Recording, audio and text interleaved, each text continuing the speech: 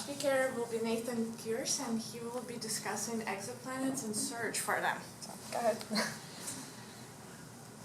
Good morning, everyone. As she said, my name is Nathan Kirse, and I did my research on exoplanets. So what is an exoplanet? An exoplanet is simply a planet that orbits a star other than our own. And how do we find exoplanets? There's many ways that astronomers find exoplanets, but the way I'm using is known as the transit method. And basically all the transit method does is it utilizes the periodic eclipse between a star and the planet that is orbiting it. And when that happens, the planet is going to block a little bit of light from the star it's orbiting, and that's going to cause the star to dim by a little bit, so it's going to cause a dip in brightness. So the transit method doesn't directly detect a planet, we just infer its existence based on the behavior of the star it's orbiting.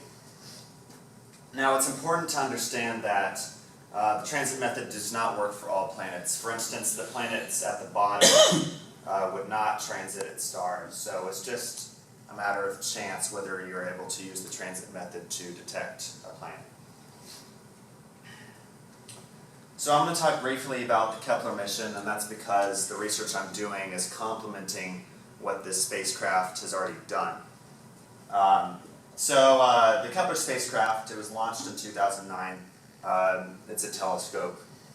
And basically what it does is it just looks at one area of the sky 24/7. So that's called the Kepler field of view right there.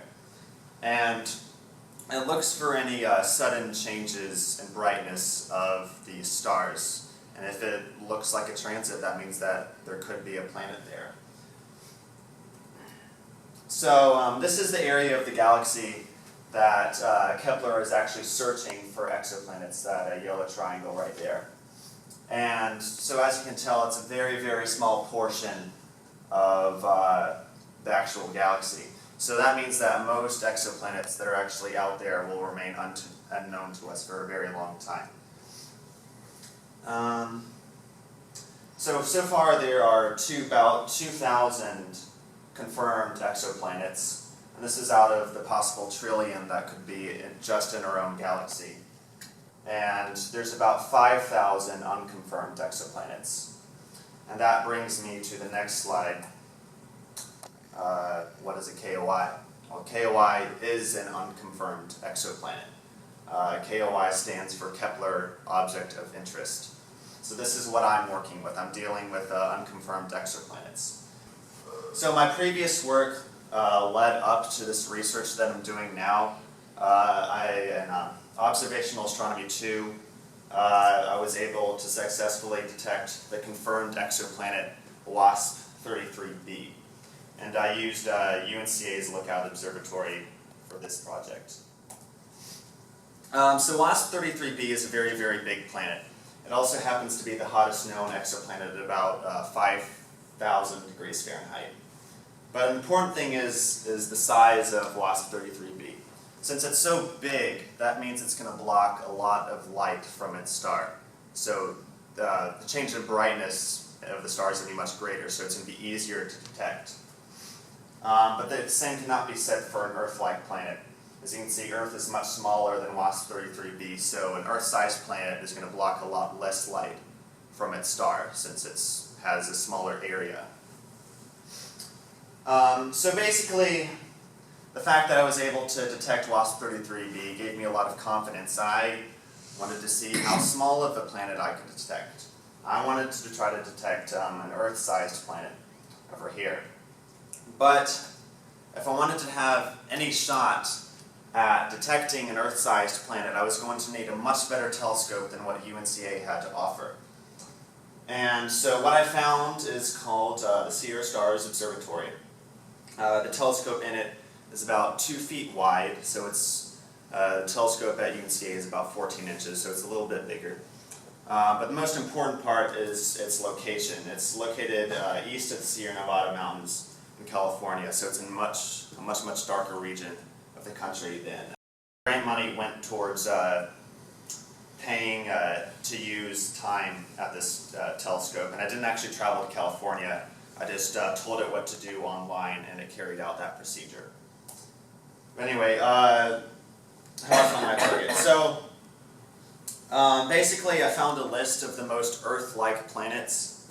By Earth-like, I mean a planet that's similar in size to the Earth and orbits its star at a distance where it is possible for liquid water to exist on its surface. And this KY didn't transit at a time I could observe it, but this one did, KOI 2418.01.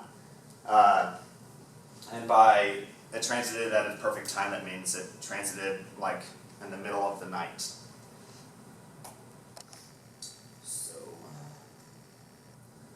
So this planet has a radius roughly 10% larger than Earth. And it orbits a star that's fairly small. It's only 1/4 the size of the Sun. That's known as a red dwarf star. And it orbits its star in 86 days. So that means a transit occurs every 86 days for this planet. Alright, so skies were supposed to be clear for the time that this planet transited its star. But unfortunately, there was fire in Northern California just a few days before I was supposed to observe. So that caused poor observing conditions that created a lot of haze in the atmosphere. So that meant that my shot at detecting this planet was gone, because the next time it was going to transit was 86 days from that time, and it would be too late by then. So I did the only thing I could do. Had to find a new target. And what I found was KOI 5487.01. It's a slightly larger planet. All the other Earth-like planets actually did not transit at a time I could observe them, so I had to choose a different kind of planet. So it's fairly big. It has a radius 2.9 times that of Earth's. Its star is 10% more massive than the Sun, and it has a 48-day orbit. Here's a comparison slide of the size of this planet. Given this planet's size, it's difficult to know whether it's a gas giant or a terrestrial planet, because if you have a planet that's the size of Jupiter, it's pretty obvious that it's going to be a gas planet, but if you have something the size of the Earth, it's pretty obvious it's going to be a terrestrial planet. But with this KOI size, it's a little bit ambiguous, so it could either be a super Earth or a mini Neptune, as I put it. Able to get my observing in, and basically what I did, I took images for about 5 hours during the night, and each image had an exposure of about 1 minute, and I was taking images every other 30 seconds. So I'm going to try to briefly explain how photometry works. This is one of the images I got back from the telescope. It's blown up. But the target star, which is labeled right here, this is the star that my KOI actually orbits. So what I do, try to explain this as simply as possible, I basically put this circular cursor over the star, and that gives me the integrated counts, which is right here. And the integrated counts is related to the brightness of that star. So I do that, and then I choose 3 comparison stars. Those are labeled in red. And I do that same thing. So I get values for those comparison stars, and I take the average of them.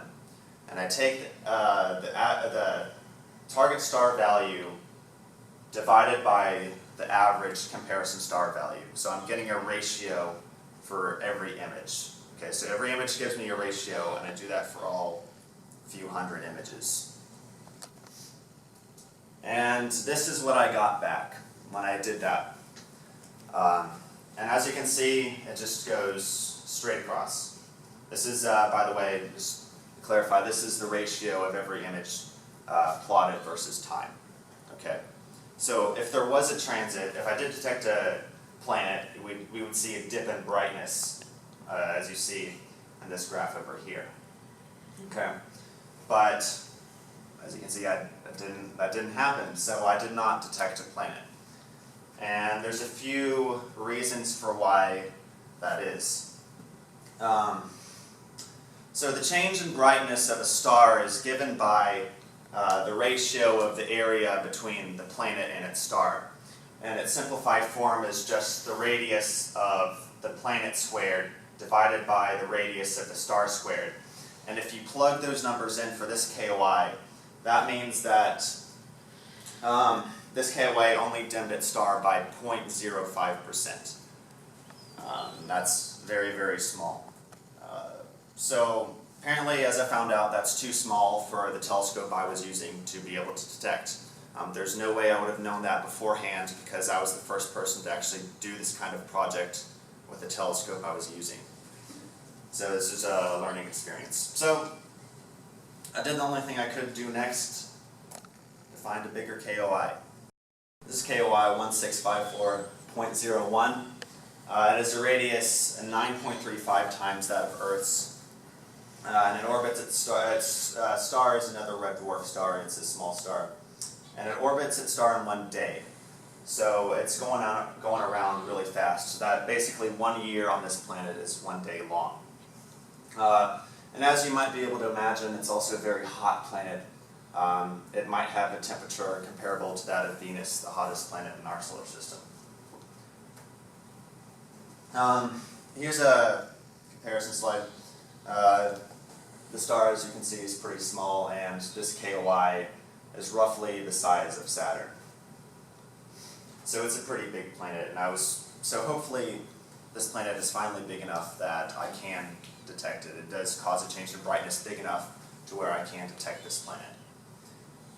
So skies were clear, fortunately, and I was able to get 5 hours of observing time in, and I got back about 200 images. So same process as I explained before. I choose my target star. Again, the target star is labeled in green, and it is the star that this KOI orbits. And then I chose 6 comparison stars. They're in red. And I go through and get my ratios for each image. And this is Astro Image J, by the way. I don't know if I pointed that out before, but that's the program I was using to do all of this. So once I make my scatter plot, this is what I get back. Now, so obviously something is going on here, but there is no obvious transit here. And so the first thing you do when you get something like this that you can't really explain, the first thing you do is look at your comparison stars. Because the ideal comparison star is flat. It does not change in brightness whatsoever. So that's what I did.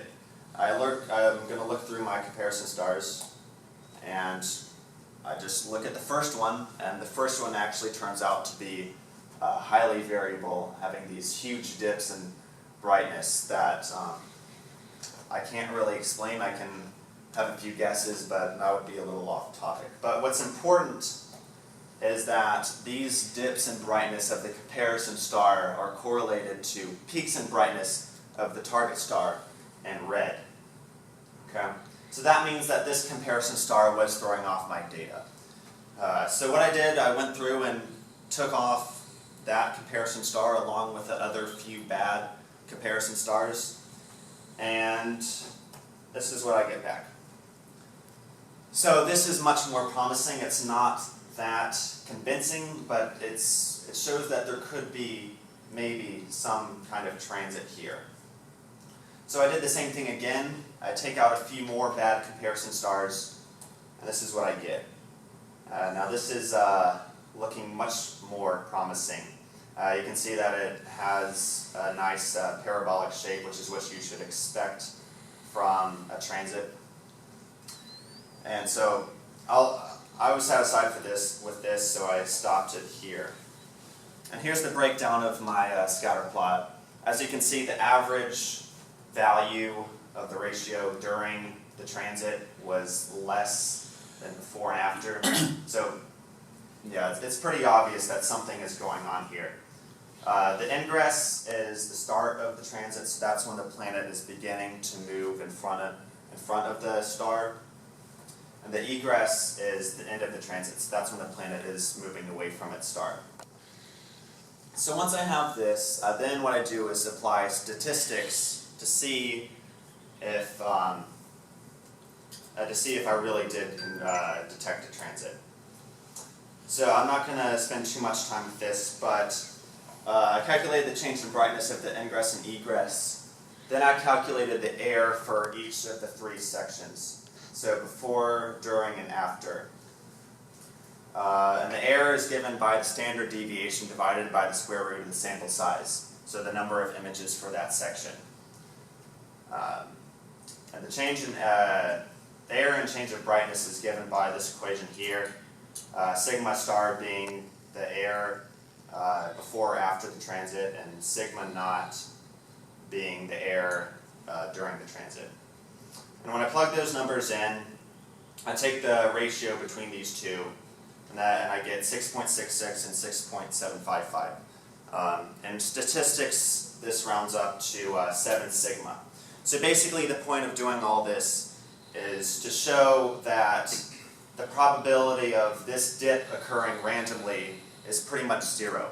Okay, the statistical chance of that happening randomly is 0. So that means I did detect a transit. So, yay. So what can we learn from this data? Well, the transit midpoint does match up with what Kepler has. The transit duration, so how long the transit lasts, does not match up with Kepler. That's probably just because the camera on that telescope is not nearly as sensitive as the one that NASA put on the Kepler telescope. Transit depth, so how deep the transit is, matches up with Kepler. So that means the planetary radius is also going to match up with what Kepler estimated. I calculated the star's luminosity using this equation here, and this star is about 1.5% the luminosity of the sun. And since I did that, I was able to estimate the distance of this planet, which is estimated to be about 460 light years away. So that means that the transit I detected a month ago actually occurred 460 years ago, because a light year is the distance that light travels in 1 year. Now, 460 light years may seem like a really far distance, but if the sun was at the center of that green dot, or green circle really, then this KOI at 460 light years away would still be within that green circle. So on a galactic scale, this planet is relatively next door. Alright, so what now? Well, I'm going to try to publish my work to help this KOI 1654.01, become a confirmed planet. I do not expect this research to be like the finishing punch that really does move it up to the confirmed list, but it certainly will help. So the next thing I'm going to try to do is use the radial velocity method, which is depicted by this image. It's much more advanced and much more difficult, but it's much more effective at confirming planets. Alright, that's the end of my talk. Thank you all for coming, and I hope you found this interesting.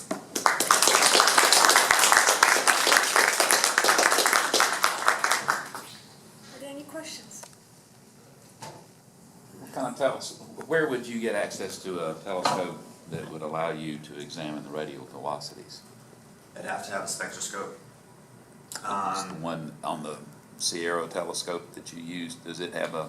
It does have a spectroscope, but the person who runs it said it's not like a high resolution spectroscope. So basically you need a really, really good spectroscope to do this kind of stuff. And the only telescopes that have those kind of spectroscopes are ones that are owned by like the National Optical Association, or whatever it's called. So those kind of telescopes are really hard to get a hold of. I'm going to try to do that in my future work. It'll be worth a shot, but if it doesn't happen... This target would be moving pretty fast, I guess, if it's got a one-day orbit. Yeah. might have a good shot. Yeah, I'd have to choose something that's moving really fast, yeah. And really massive. Any other questions? How else do they, is there a standard procedure for confirming, apart from just separate, like looking for more transits or using the radial velocity method? It's, the radial velocity is usually what does it in.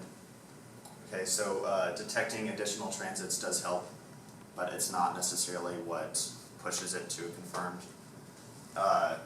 exoplanet. So the radial velocity is what, I mean, really what shows certain, like, that something is there. Okay, because there's other things that can mimic transit that isn't a planet. So that's shows that it is a planet. Yeah. So how do you know this is a KOI instead of a bad star? Well, if that's one of the things I had to find out. Some KOIs are known as false positives. So those are ones that are proven that no, this isn't a planet, and then make sure that the KOI I was using wasn't already proven to be a false positive. And also it's that's strictly periodic. That would be it, wouldn't it? Well, There are other variable stars that are a periodic. very, yeah. I hope this doesn't make you cringe too much, but have you been keeping up with that like alien megastructure star? yeah. Have they looked at the radial velocity for that star, or are they just looking at the luminosity thing or the brightness I thing? think what we were really trying to do is look at it through a spectroscope. I think they already did that, and if it was like a megastructure, you would expect to see like infrared light, Yeah. and they didn't see that. Okay. So Good. Or bad. Would you go back to your list where you first picked out your original target?